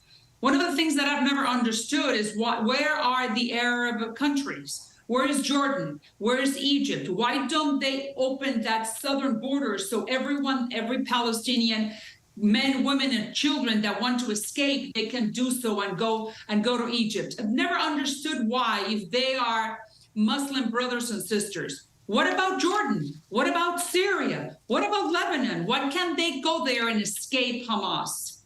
That's the double morality that we sometimes see in the Middle East. So I don't think that you can conflate or that you can equate that Israel is fighting this war because of self-defense, and Hamas is only trying to destroy Israel. Congressman Salazar, thank you so much for taking the time. We appreciate the comments. Of course, thanks to you for the opportunity. Of course. Let's get to ABC News Chief Global Affairs Correspondent now, Martha Raddatz, who is still in Tel Aviv for us. Martha, you heard the president tonight touting America's role as a global partner for Israel and what's happening in Ukraine. He also said he encouraged Israel not to be blinded by rage. He's talked about this a lot, being careful as they go into Gaza to eradicate Hamas. Your thoughts on that? Well, according to a senior official I spoke to, that is the feeling that President Biden got yesterday in some of those meetings, that they were so angry. And you can understand that anger. You can understand what they have been through. But the concern was, where do they channel that rage? And President Biden, according to the senior official, asked several times how the end would look of this war, what it is they wanted to accomplish. And there wasn't a lot of thought about afterwards. There was a lot of thought about just going in. And remember, Phil, what the president said yesterday about please learn from the mistakes that America made after 9/11, when we were also filled with rage, and the actions we took after that. That is the lesson I think President Biden wants the Israelis to learn, despite the horrific things they have been through. Do not take the lives of innocent Palestinians because you are so understandably enraged by what Hamas did. And Martha, he also disclosed that secret trip to Ukraine in a 10-hour train ride from Poland. That makes 2 visits into an active war zone for this president in the last 9 months. How unusual is that? Well, incredibly unusual, quite frankly. And the most unusual thing, of course, about this trip was how public it was. I have been on a couple of trips over the years into war zones with presidents, one with President Obama, one with President Bush, into war zones. They're usually incredibly secretive. You can't say where you're going. You're not even really supposed to tell family that you're going out on Air Force One to go to these places. And President Biden publicly announced this. Obviously, the trip to Ukraine was more secretive, and he went on that train ride. But I can't imagine 2 trips to 2 war zones by one president. Yeah, Martha. And that's what we had. Yeah, and I was struck by the same thing, how public they made this particular trip as missiles are flying in that part of the world. It was really remarkable. And they are. And yeah, they are flying. All right. Martha Raddatz from Tel Aviv, thank you as always for your expertise. Chief White House correspondent Mary Bruce joins us now from the White House. And Mary, before I ask you this question, we heard during the special report with David, there's obviously a protest near you. So if people hear, the bullhorn and people screaming, that's what that is. I'm curious, what do you think of the tone the president struck in tonight's speech? Well, I think what really stands out first and foremost is just how unusual it is, not only for the president to be giving a speech like this from the Oval Office, but to hear any president try to address two wars in two separate countries, two different parts of the world in one speech like this. And yet he really was able to create, this through line by saying that both of them, while very different conflicts, both of them are an instance of someone trying to annihilate their neighbor. And he was able, he tried at least, to bring this back home and explain why these conflicts should matter to Americans, why Americans should care about whether the U.S. keeps up our support for these fights. Because as the president cautioned, if you do not stand up to terrorists, if you don't stand up to dictators, it will only get worse. The risk will only rise. And the president also making an argument, in a bigger sense about American leadership, about American values, about what we as a nation stand for and America's role, on the global stage. So certainly, an unusual tone from the president, an unusual speech, but obviously some themes that we hear from him frequently, Phil. And Mary, what more can you tell us about that massive aid package the president wants Congress to now pass? We just heard from Congressman Salazar, Republican, who spoke about that $100 billion number and seemed receptive to it.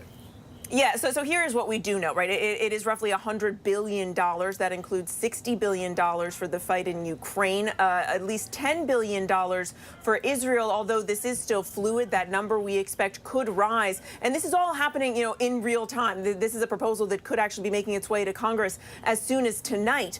Practically, though, while there is support on both sides of the aisle, especially in the Senate, for this kind of funding, right now at least, this request isn't going to be going anywhere. And that is because of the chaos that we continue to see play out with Republicans in the House. They still do not have a speaker, and that means that all legislative business right now is at a complete standstill. And when they do eventually get around to getting a new speaker, and there is no end in sight to that at the moment, unfortunately, they do have a pressing to-do list in front of them, including keeping the government from preventing a government shutdown, which is looming in just another couple of weeks. And I think the president is also well aware that there is waning support, not only from some in Congress, but for many Americans. We've seen that in polling, especially for keeping up the fight in Ukraine. And that is why the president, partly why he felt it was so important to come out tonight to speak directly to Americans in this rare kind of setting to make the case for why he feels it is so important that we not turn a blind eye to this, that the U.S. keep up its support for our allies.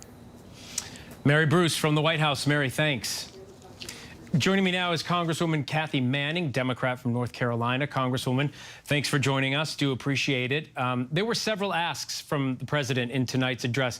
Given the unprecedented place Congress finds itself in right now, do you see any way the House gets together to deliver on the president's requests? Well, assuming that the Republicans can actually elect a speaker, I do think we will come together on this issue. I think the president did a wonderful job making his case to the American people, explaining why it's so important for us to stand with both of our democratic allies, with Israel, which was attacked by Hamas terrorists who invaded the country and created appalling crimes, going house by house, slaughtering families, killing more than 260 young people at an outdoor concert, and taking 200 people hostage. I think the American people understand how threatened we felt after 9/11, and seeing what Israel has gone through, hearing about the hostages. There are Americans among the hostage, and there were Americans who were killed. I think he made the case, and I think the Democrats, and in fact the entire House of Representatives, will stand with him. He's also made the case on Ukraine and the importance of standing with another democracy so that they can defend itself against this appalling invasion by Putin and the Russians, who have committed incredible atrocities against that country. And I think the president inspired us with his words talking about America as being a beacon for the rest of the world, and reminded us how important it is for America to assume its leadership position in the world. You are a top member on the House Foreign Affairs Committee. I'm wondering, do you know if President Biden spoke with any top Democrats or the Gang of Eight before delivering tonight's address?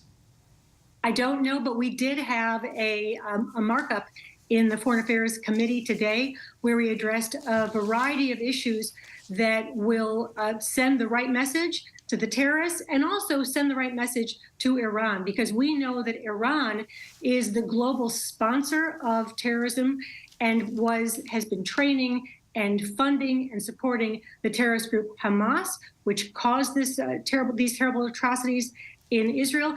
And Iran is also the sponsor, funder, and trainer of Hezbollah, which sits in Lebanon with 150,000 rockets aimed directly at Israel and has been causing some skirmishes across that Lebanese border. So what we did in the Foreign Affairs Committee today is passed a variety of bills that will send a strong message to Iran that they need to stay out of this conflict. You have said this week, I believe, that the attacks on Israel need to be, quote, condemned by everyone. Those were your words. Talk to me a little bit about the messaging among some of the colleagues in your party. Well, I think it's important for everyone to realize that this was an unprovoked attack by a terrorist group. And the slaughter of civilians, the slaughter of women and children and the elderly, the terror that Hamas committed. I mean, they found homes where people were locked in safe rooms, and they literally set those homes on fire to smoke people out so they could then either slaughter them or take them hostage. And I think it should be simple for everyone in the U.S. Congress to condemn these horrific acts of terror. And we have seen this on both sides of the aisle. We have seen these condemnations. Can you talk to me a little bit about the actions Congress has taken, separate and apart from what the president asked in tonight's speech in support of Israel, and what more you think needs to be done on that front? Well, previously, we have been strongly supportive of Israel. In fact, the last time Hamas attacked Israel, which was, I believe, in June of 2021, we passed a resolution or a bill, rather, to supply additional funding to rearm the Iron Dome system. And we passed that additional funding, I believe, by about 420 to 9. That was an extraordinary show of support for Israel. In this past week, while we have been waiting for the Republicans to see the light and elect a speaker so that we can do what the American people elected us to do, and that is to do the business of the American people and also to stand with our allies around the world. During this time while we've been waiting, there have been a wide variety of resolutions passed, resolutions drafted, letters drafted, showing our strong support for Israel, showing that we want to make sure that Israel does have what it needs to maintain its qualitative military edge, to rearm the Iron Dome system. There have also been letters expressing concern about the way Hamas is terrorizing its own people, the people who it was elected to govern. And Hamas not only puts the Israelis at risk, but Hamas puts the Palestinians in Gaza at risk by using them as human shields. And we know that Hamas puts its weapons, its missile launchers, its weapons caches in civilian locations, in mosques, in schools, in hospitals. And by doing that, they put their own people at risk. We also know that as people have tried in Gaza, have tried to move out of the way of the expected Israeli attacks, the Hamas has actually blocked people from leaving.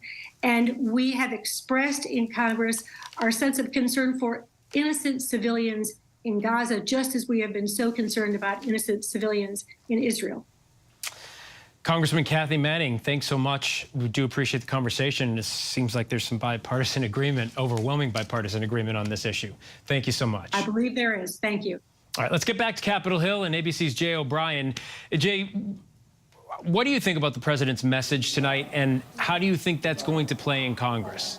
Yeah, that package, as you heard Mary mention, as you heard both of those members of Congress mention, is likely on its way here to Capitol Hill tonight at the earliest, potentially tomorrow. But the reality is, Phil, as you've heard everybody lay out, it's hard to get that through the House. It's impossible to get that through the House, frankly, without a Speaker of the House. So there's broad bipartisan support, as Mary mentioned, in the Senate for what we're hearing from officials that the White House is looking at. We're hearing from officials, and again, these numbers are very preliminary. We haven't seen text of any legislation yet, but it's looking like a $100 billion foreign aid package with about $60 billion. Again, numbers still in flux, but $60 billion for Ukraine, potentially $10 billion in it for Israel, additional funding for border security as well. That border security funding meant to make this legislation a little bit more passable in the House of Representatives, which I'll get to in a second. But the reality is the House doesn't have a speaker, so they couldn't put that bill on the floor if they wanted to. That bill is likely to pass in the Senate, almost certain to pass in the Senate, because it's got support both from the top Democrat in the Senate, Chuck Schumer, who's already said he's open to something like that, and Mitch McConnell, who even before the president offered this legislation, said he was open to something of that nature, linking funding for Israel to funding for Ukraine.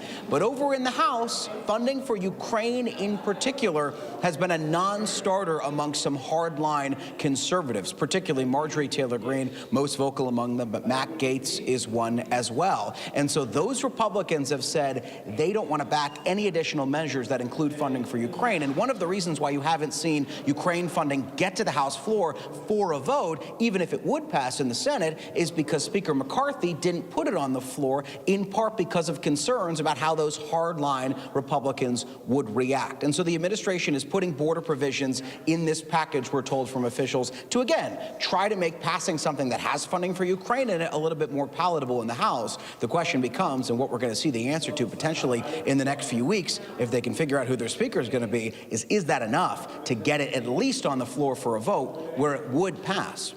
And Jay, let's talk a little bit about that, because that seems to be, I mean, we just spoke to a Democrat and a Republican, both in the House, both agreeing with what the president said tonight, both interested in seeing that package, both interested in getting aid to Israel and Ukraine.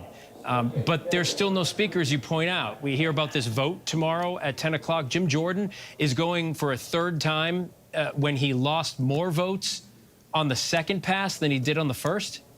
Yeah, that's correct. So the vote right now, tentatively scheduled for 10 o'clock tomorrow, although these votes have been pushed back and canceled in some cases or not taken place in others. So Jim Jordan's plan today, essentially, was to go into a conference meeting and try to give additional powers to the temporary Speaker of the House, Patrick McHenry. That would give Jim Jordan time to essentially carry out give Jordan rather to campaign as the nominee, while Speaker McHenry carried out the duties of Speaker of the House. That plan didn't work out. Then Jim Jordan got behind closed doors with holdout votes, tried to flip them from no votes into yeses, and he failed in doing that. That's the state of play as he goes into this potential vote tomorrow, Phil.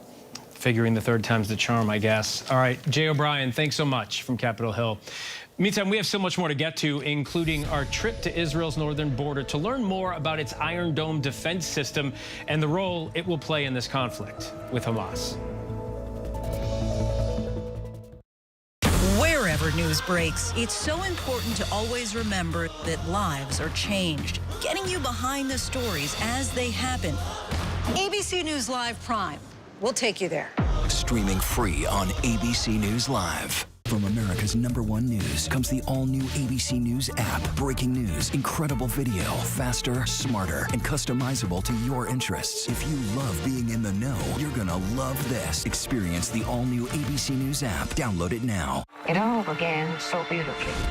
Suddenly, there was a shock. Mrs. Kennedy's dress was stained her husband's blood. She said, I want them to see what they have done to Jack. What is our country coming to? Are we a sick society? I felt extreme hostility in front of Mrs. Jacqueline Kennedy. The greatest courage is to go about a day's work. That's a large order for a woman.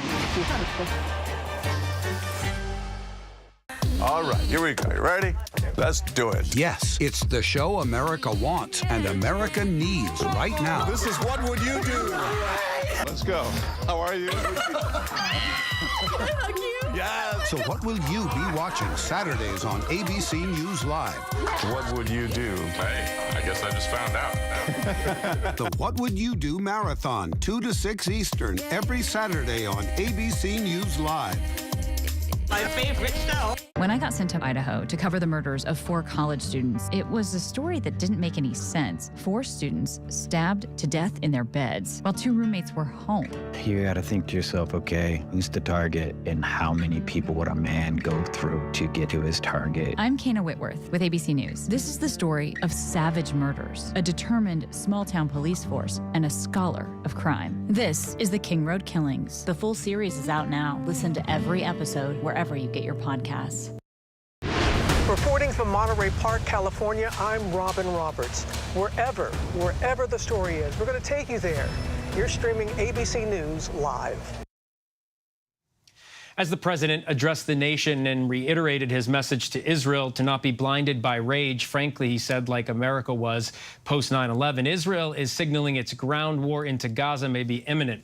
The Israeli defense minister going as far as telling troops they will soon see Gaza, quote, from the inside. ABC's chief foreign correspondent Ian Pannell on what's expected and what we know so far. Tonight, Israel's defense minister promising his troops they'll soon see Gaza from the inside, suggesting a ground offensive may be imminent. Satellite images show hundreds of Israeli tanks and armored vehicles amassed north of Gaza, along with hundreds of thousands of troops. And inside Gaza, the aerial onslaught has been relentless. Israel here pounding the same target twice, close to a hospital. Its military saying it struck hundreds of Hamas targets across Gaza overnight. 13 straight days of bombing and civilian casualties. Gaza saturated in grief and anger. There's no safe place, says Hassan. They're dropping bombs on children's heads. The images tough to watch as rescuers claw through the rubble, trying to free children from under the debris. The number of dead there fast approaching 4,000, according to local health officials, almost 2 weeks after Hamas slaughtered over 1,400 people in Israel, taking more than 200 hostage. And tonight, haunting new images showing Hamas terrorists firing on concertgoers at that October 7th music festival. The footage, posted online, recovered by Israeli first responders. Nearby, at Kibbutz Nir Oz today, a somber reminder of how this all began. Hamas going on a bloodthirsty rampage here too. Dozens killed and even more kidnapped. House after house has been ransacked. Again, you can see where Hamas have tried to burn the house, tried to set fire to the people inside, and inside the building itself is just utterly gutted. You can almost smell death and fear here. Lieutenant Colonel Richard Hecht visited this peaceful rural community before the attack. Today, seeing the carnage here for the first time. We're going to have to destroy Hamas. We don't have, it's our obligation. We can't have this happen again. All the way. Yeah. Our thanks to Ian Pannell in Israel tonight. Still to come, ABC's Britt Clennett reporting on Israel's Iron Dome defense system. We'll be right back. First thing in the morning. There's a lot going on. Everybody in that home is okay. To catch you up with what happened overnight.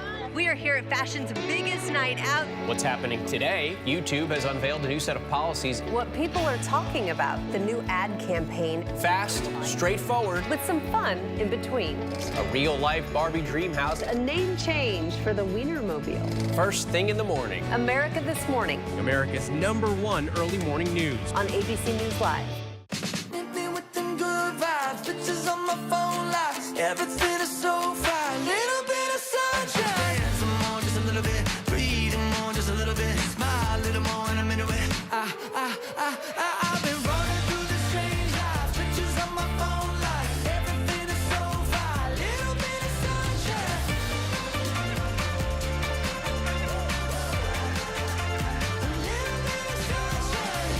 Good morning, America.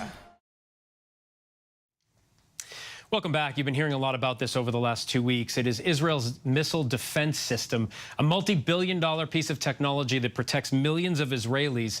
It's the Iron Dome. But how is the system able to stop so many Hamas rockets mid-air? Who's funding it? And how do residents feel living under its protection? Our Britt Clennett traveled to Israel's northern border to find out.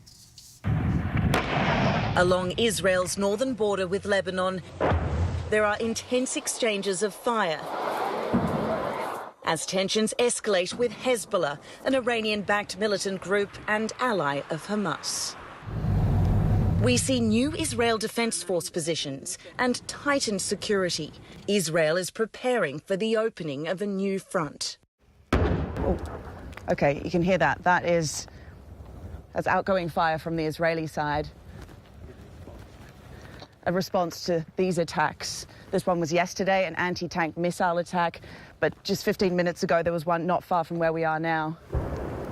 You can hear that was the impact. That was the sound of the impact across the border on the Lebanon side, and they're firing again.